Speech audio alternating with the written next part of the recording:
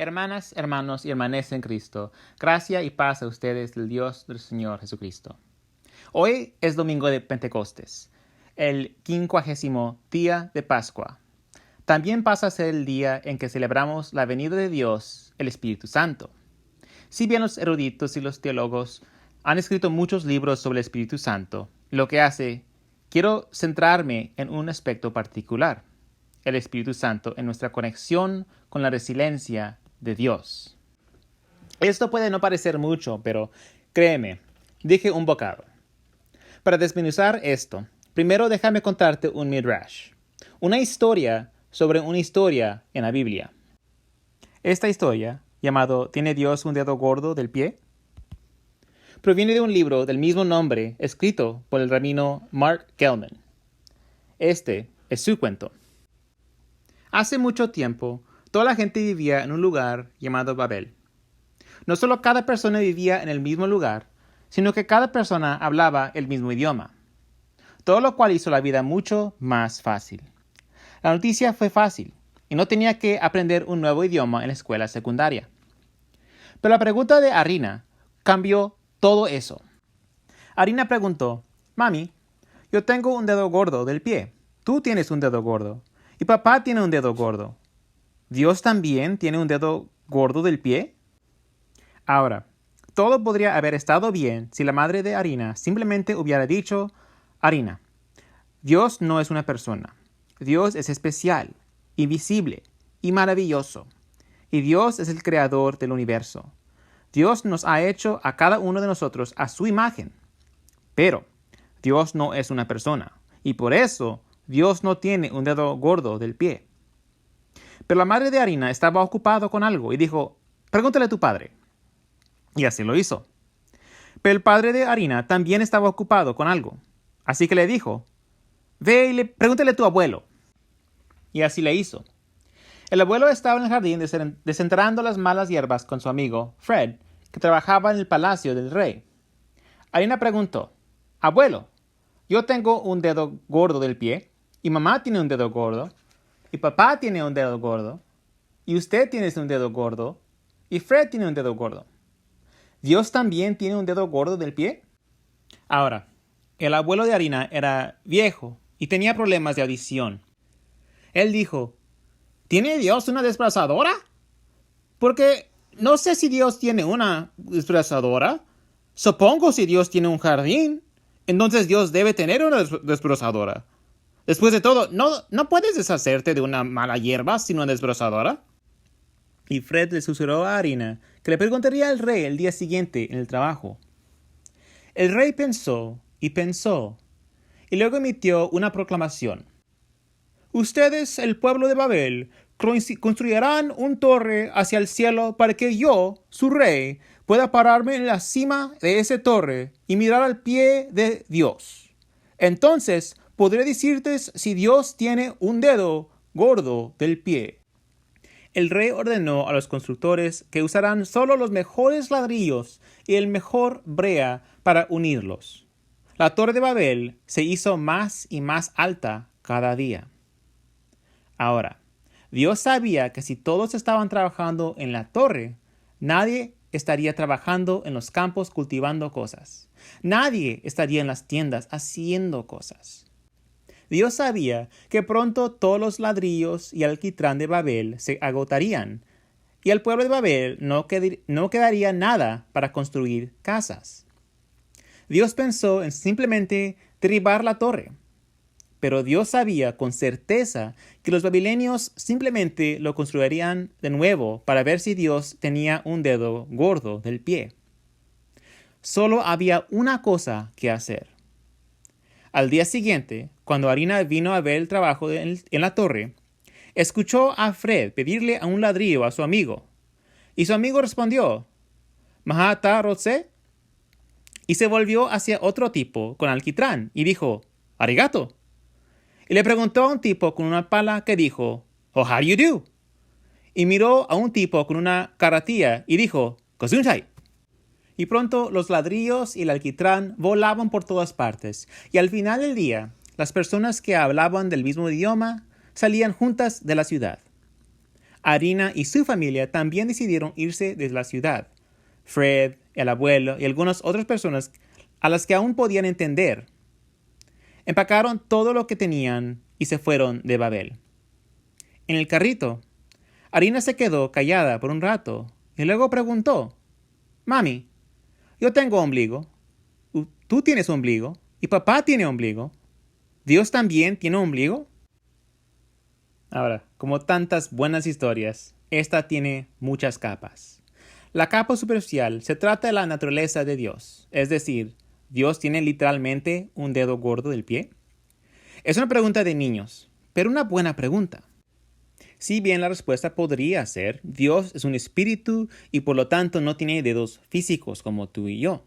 Como cristianos, también podemos decir que Jesús, quien es Dios en carne humana, no solo tenía 2 dedos gordos, sino un ombligo para arrancar. Al mismo tiempo, hay otra capa, una capa metafórica en la pregunta de Harina. Si bien los dedos gordos de los pies son esenciales para el equilibrio y el movimiento de propulsión, como piense de caminar, correr, escalar, los dedos gordos también se golpean y pisan fácilmente. Son vulnerables y por lo tanto es un nivel más profundo. Nos hacemos la pregunta: ¿puede Dios ser vulnerable? ¿Puede un Dios todopoderoso ser lastimado? La vulnerabilidad se puede definir mediante esta ecuación. La vulnerabilidad se viene de exposición, más resistencia y más resiliencia. Por ejemplo, algunas ciudades del mundo tienen una alta exposición a los terremotos. Los edificios de aquellas ciudades no están bien construidos, tienen una resistencia baja. Y si los residentes de esa ciudad no están dispuestos a reconstruir y tienen poca resiliencia, entonces la ciudad es muy vulnerable. Pero una ciudad ubicada en un área de alta actividad sísmica, con construcciones resistentes a los terremotos y gente resiliente, es mucho menos vulnerable. Como tal, parecería que un Dios todopoderoso que tiene una resistencia infinita sería un invulnerable. Como Superman, sin vulnerabilidad a la kriptonita. Si bien eso puede sonar atractivo, especialmente si eso es lo que ganaríamos en la resurrección cuando nuestra carne mortal adquiera la inmortalidad. Existe un serio inconveniencia. La vulnerabilidad es un ingrediente esencial para construir conexiones. Como seres humanos, somos muy sociales. Estamos programados para la conexión, para un sentido de pertenencia, para estar en contacto relacional con otros. Pero tendemos a odiar la vulnerabilidad. La vulnerabilidad nos deja abiertos a ser lastimados, por lo que tratamos de desviar la vulnerabilidad. Nos desviamos culpando a otros por nuestros errores. Esquivamos la bala haciendo que alguien más asuma la culpa. Nos desviamos tratando de ser perfectos, perfeccionando. Pensamos que si somos perfectos, nadie podrá dañarnos o criticarnos de ninguna manera. Obviamente, dado que la perfección no es una posibilidad real, eso significa que nos desviamos fingiendo.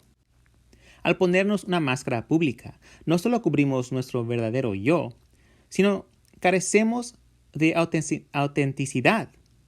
¿Y cómo puedes tener una conexión real, profunda y significativa con alguien completamente superficial? No puedes. Por eso también tratamos de desviar la vulnerabilidad a través de la certeza. Yo tengo razón, estás equivocado, así que cállate. Estas son las formas en que tendemos a evitar vulnerabilidad. Pero como puede ver, estas acciones en realidad están impulsadas por el miedo al rechazo y la vergüenza, la creencia que no somos dignos de conexión por lo que somos.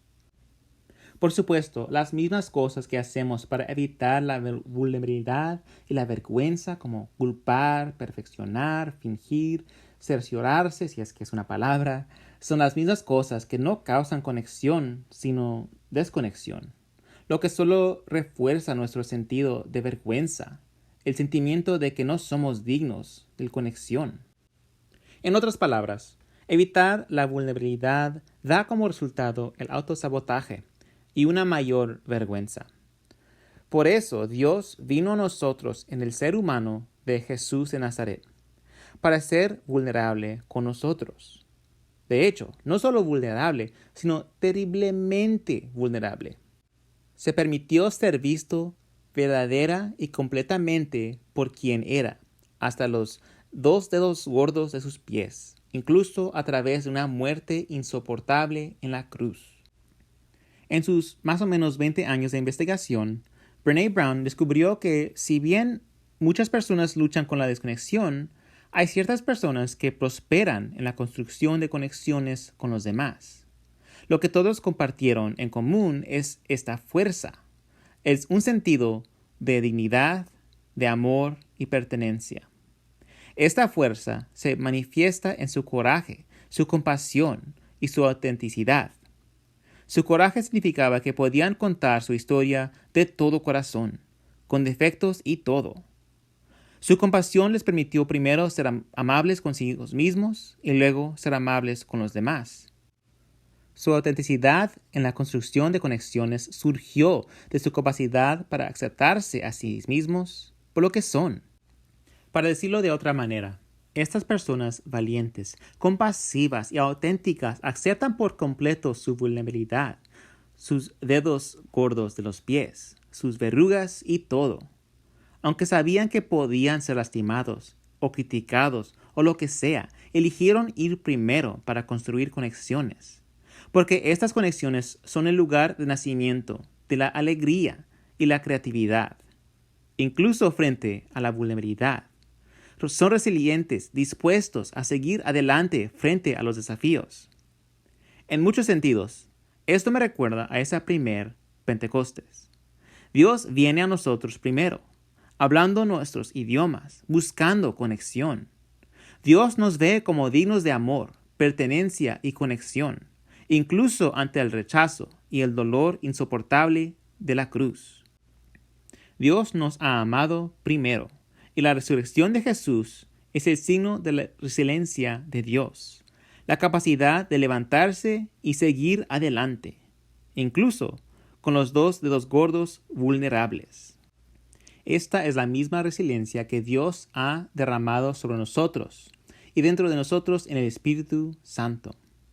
El Espíritu Santo es nuestra conexión con la resiliencia de Dios, para que podamos avanzar y amar con valentía, compasión y autenticidad a los demás primero, con ese amor vulnerable que recibimos por primera vez en Cristo. Amén.